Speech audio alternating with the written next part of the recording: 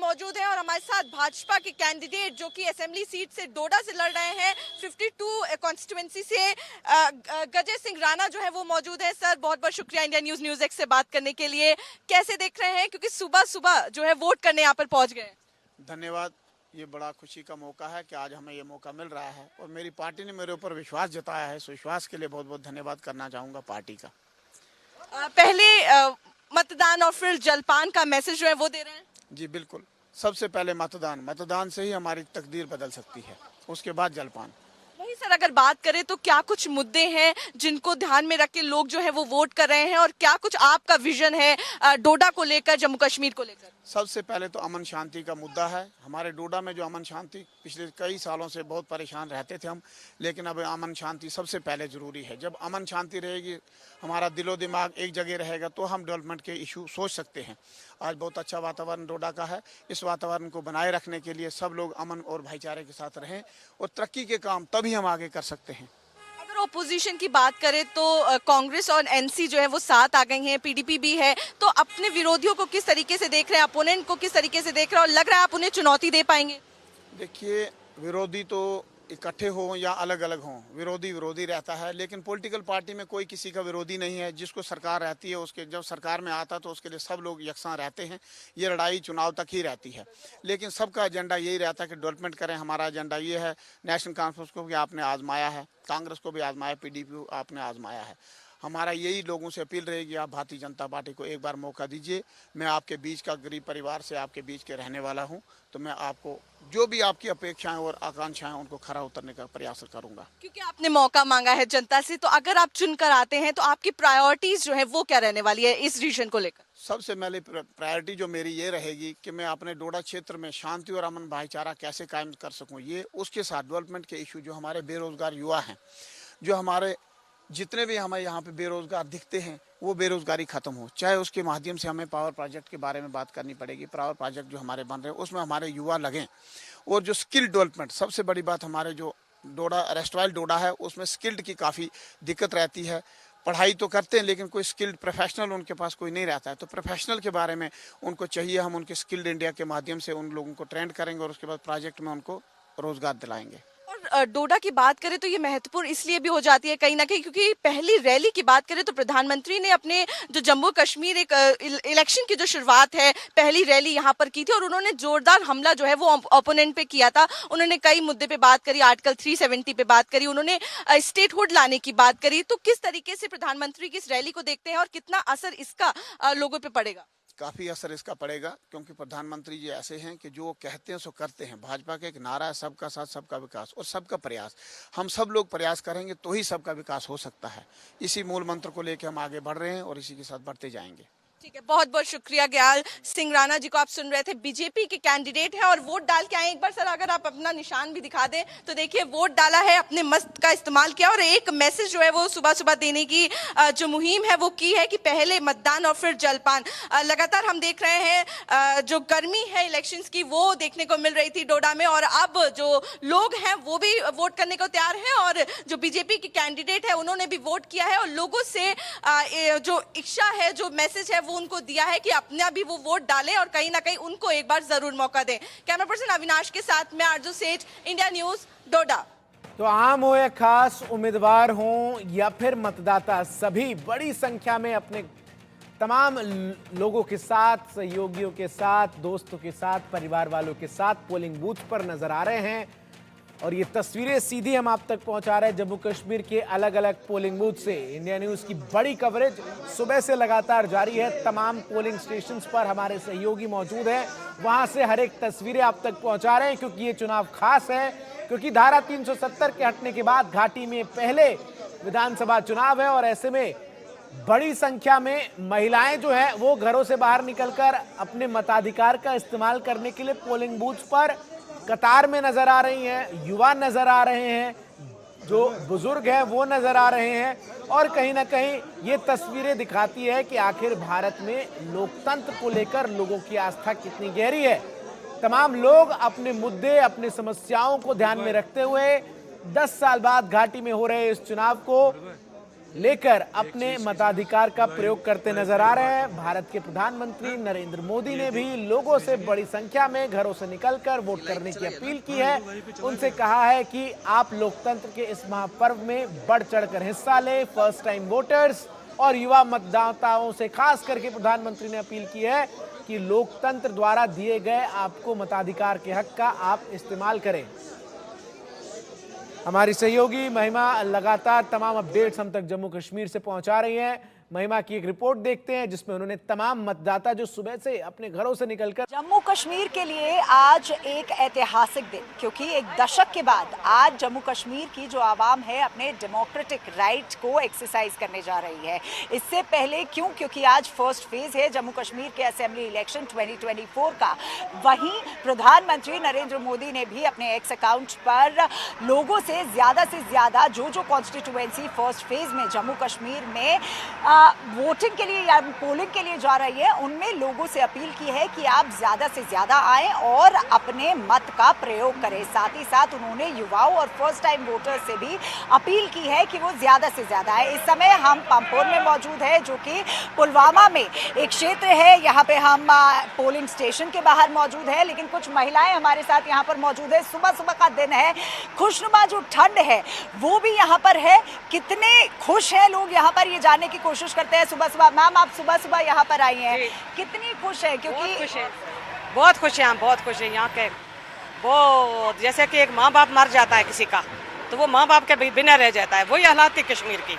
हम आज बहुत खुश हैं, यहाँ हो रहा है, वोटिंग हो रही है, यहाँ माहौल मत अच्छा बन जाएगा इसके बाद। एक दशक बाद वोट करके आपको बहुत खुशी हुई? बहुत खुशी हुई है, हमें बहुत खुशी हुई आज। और साथ ही साथ अगर मुद्दों की बात करते हैं तो आपको क्या लगता है कश्मीर को लेके, जम्मू कश्मीर को लेके क्या वो मुद्दे हैं जो आपने ध्यान में रख के वोट किया? आप महिला है, महिला सशक्तिकरण की भी बात होती है, लेकिन महिला होने के नाते आपने किस मुद्दे पर वोट किया? मुद्दे बहुत है, हमारे बच्चे बेरोजगार है, हमारे बच्चों को तंग किया जा रहा है यहाँ लोगों को। बहुत से मुद्दे हैं, क्या बताऊं कितने मुद्दे हैं, मुद्दों की बात ही नहीं है, कितने मुद्दे हैं यहाँ। मैम, मैं आपसे भी जानना चाहूंगी सुबह आप आई हैं, कितनी खुश है आप? बहुत खुश हूँ, मैं बहुत खुश हूँ इंशाल्लाह, बहुत खुश हूँ। इतनी खुश हूँ कुछ कहने की बात नहीं। एक ही मेरा सवाल है, जो हमारे बच्चे पढ़े लिखे हैं वो अनपढ़ ऐसे बैठे हैं, मजदूरी कर रहे हैं, मजदूरी भी करने का टाइम उनको नहीं मिलता है। जब आगे जाते हैं मजदूरी को पीछे क्या होते हैं, उसको आर्मी तंग कर रही है, किसी वक्त हमारे बच्चों को जाने नहीं देते। आपसे ये गुजारिश हमारी कि हमारे बच्चों को कुछ नौकरी होना चाहिए, कुछ फैसिलिटी होनी चाहिए हमारे बच्चों को। हमारे बच्चों को कुछ फैसिलिटी नहीं है। तो सर, आप भी वोट डाल के आए हैं, कितने खुश हैं आप वोट डालने के बाद? क्योंकि एक दशक के बाद वोट डाला है आज। बहुत खुश है, क्योंकि ये कश्मीर 4 या 5 साल यतीम थी। यतीम का माने आप हिंदी में पता क्या है, कि जिस बच्चे के माँ और बाप ना हो तो किसी डेवलपमेंट में नहीं होते, ना गोलनारी राज में नए काम थे, ना डेवलपमेंट थे। ये पहले यतीम थी। अब इसमें असेंबली में क्या हुआ कि इसके थोड़े वारस निकले। वारस जानते हैं, खेत पर किसी का मालिक निकलता है, किसी चीज का गुआच जाती है तो वो मालिक निकल जाते हैं। अगर मुद्दों की बात करते हैं, क्योंकि आपने डेवलपमेंट की बात की है, तो मुद्दे क्या रहेंगे? अगर हम पामपोर की बात करते हैं तो क्या पामपोर और जम्मू कश्मीर की आवाम के लिए, क्योंकि आज आप अपने मत का प्रयोग करके आए हैं, तो मुद्दे किन मुद्दों पे वोट किया है? बेरोजगारी के ऊपर। बेरोजगारी इतनी कि कश्मीर में इतनी गुर्बत आ गई है कि लोग बहुत परेशान हैं। इतनी गुर्बत है कि जो लोगों बेचारों ने बिजनेस के लिए गाड़ियां, बिजनेस के काम लिए, इतना काम ठप हुआ है और लोन निकाल कर बिजनेस ब्याज लोगों को बिल्कुल जीरो पर लेके आ गए।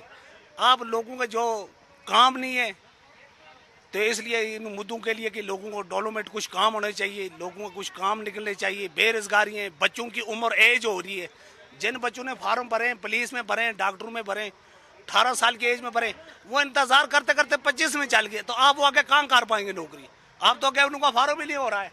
सर, आप भी वोट करके आए, आपने वोट कर लिया है, तो अभी इन्होंने वोट किया नहीं है, तो कुछ लोग हमारे साथ यहाँ पर मौजूद थे लगातार, जिन्होंने अपनी अपनी रीजंस जो है, अपने अपने मुद्दे जो हैं वो यहाँ पर सामने रखे कि किस तरीके से रोजगार का एक जो मुद्दा है वो आमतौर पर एक मूल मुद्दा जो है वो निकल के आया। हालांकि आर्टिकल 370 के अबॉर्गेशन के बाद आज जम्मू कश्मीर की आवाम को वो राइट मिला है कि वो जाएं और अपने मत का प्रयोग करें। तो लोग सुबह से लगातार यहाँ पर आ रहे हैं, 7 बजे से यहाँ पर जो वोटिंग है वो शुरू हो गई थी, लोग आ रहे हैं, लगातार एक्साइटेड है।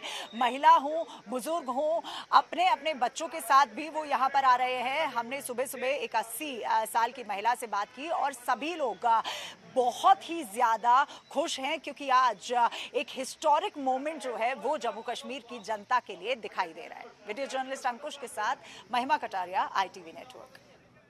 तो लगातार इंडिया न्यूज के तमाम सहयोगी चप्पे चप्पे से तमाम रिपोर्ट्स आप तक पहुंचा रहे हैं। अब जरा हॉट सीटों का समीकरण समझ लेते हैं। बिजबेहरा से PDP प्रमुख महबूबा मुफ्ती की बेटी इल्तिजा मुफ्ती को नेशनल कॉन्फ्रेंस के बशीर अहमद बीरी और भारतीय जनता पार्टी के सोफी मोहम्मद यूसुफ से त्रिकोणीय मुकाबला है। इस क्षेत्र में जब इल्तिजा को उतारा गया तब PDP को बगावत झेलनी पड़ी थी। इस इलाके में PDP उपाध्यक्ष अब्दुल रहमान भट्ट चुनाव लड़ रहे थे। अब तक अब्दुल रहमान ने नेशनल कॉन्फ्रेंस के खिलाफ 1998 में विधानसभा उपचुनावों के बाद से 4 बार सीट जीती थी।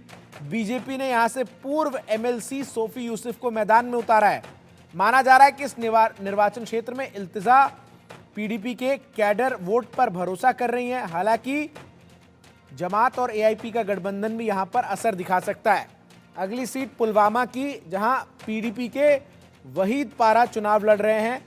वो आतंकवाद के एक मामले में आरोपी हैं। उन्हें पार्टी के पूर्व सहकर्मी और नेशनल कॉन्फ्रेंस उम्मीदवार मोहम्मद खलील बंद से कड़ी चुनौती मिल रही है। प्रतिबंधित जमात इस्लामी के पूर्व सदस्य तलत मजीद अली भी मैदान में उतरे हैं और इससे इस सीट पर मुकाबला त्रिकोणीय हो गया है। 73 वर्षीय मोहम्मद खलील बंद 3 बार के विधायक हैं। PDP की टिकट पर लगातार 2002, 2008 और 2014 का विधानसभा चुनाव उन्होंने जीता है। हालांकि धारा 370 के खत्म होने के बाद से जब PDP विभाजित होने लगी तो बंद नेशनल कॉन्फ्रेंस में शामिल हो गए। 36 साल के पारा ने 2008 और 2014 के चुनावों में पुलवामा से PDP के युवा नेता के रूप में बंद के लिए प्रचार किया था और अब दोनों एक दूसरे के खिलाफ कड़े चुनावी मुकाबले में हैं। बात कुलगाम की सीट की करते हैं। कुलगाम को जम्मू कश्मीर में वामपंथ का किला माना जाता है। मार्क्सवादी कम्युनिस्ट पार्टी के मोहम्मद यूसुफ तारीगामी कुलगाम सीट से लगातार 5वीं बार चुनाव लड़ रहे हैं। कुलगाम विधानसभा क्षेत्र से कश्मीर घाटी के एकमात्र कम्युनिस्ट नेता मोहम्मद यूसुफ राथर अपने पैतृक गांव तारीगामी के नाम से लोकप्रिय हैं। वो पहली बार इस इलाके में प्रतिबंधित जमात का सामना कर रहे हैं। जमात यहां JEI के पूर्व सदस्य सायर अहमद रैशी का समर्थन कर रहा है। वहीं कांग्रेस महासचिव गुलाम अहमद मीर डुर्रू से तीसरी बार और नेशनल कॉन्फ्रेंस के सकीना इट्टू दमहाल हाजीपुरा से चुनाव लड़ रही हैं। त्राल विधानसभा क्षेत्र की बात कर लेते हैं अब, जहां कांग्रेस ने सुरेंद्र सिंह, PDP ने रफीक अहमद नायक को उम्मीदवार बनाया है। यहां से 2 अन्य सिख उम्मीदवार पुष्पिंदर सिंह और हरबख्श सिंह शासन भी निर्दलीय उम्मीदवार के तौर पर चुनाव लड़ रहे हैं। इंजीनियर राशिद की आवामी इत्तेहादी पार्टी भी एक सिख उम्मीदवार डॉक्टर हरबख्श सिंह को मैदान में उतारती हुई यहां पर नजर आई है, जिन्हें शांति के नाम से जाना जाता है। इन सीटों के अलावा बनिहाल और जौनपुरा विधानसभा सीट पर भी सबकी नजर होगी। बनिहाल विधानसभा सीट से नेशनल कॉन्फ्रेंस और कांग्रेस के बीच सीधा मुकाबला है। जनीपुरा से पहले सर्जन बरकेटिया ने पर्चा भरा था, लेकिन उनका पर्चा खारिज हो गया था, इसलिए जमात अब PDP के पूर्व विधायक एजाज अहमद मीर का समर्थन इस सीट पर कर रही है। अहमद मीर महबूबा मुफ्ती द्वारा टिकट नहीं दिए जाने के बाद जैनपुरा सीट से निर्दलीय चुनाव लड़ रहे हैं। तो ये तमाम वो सीट है जिन पर नजर रहेगी। जम्मू कश्मीर में पहले चरण के विधानसभा चुनाव में देश भर में रह रहे 35,000 से अधिक विस्थापित कश्मीरी पंडित 24 मतदान केंद्रों पर वोट डालने के पात्र हैं। विस्थापित कश्मीरी पंडित दक्षिणी कश्मीर के अनंतनाग, पुलवामा, शोपिया और कुलगाम जिले की 16 विधानसभा सीटों में अपने मताधिकार का इस्तेमाल कर सकेंगे। पहले चरण के चुनाव में 35,000 प्रवासी कश्मीरी मतदाता जम्मू, उधमपुर और दिल्ली में स्थापित 24 विशेष मतदान केंद्रों पर वोट डालने के पात्र हैं।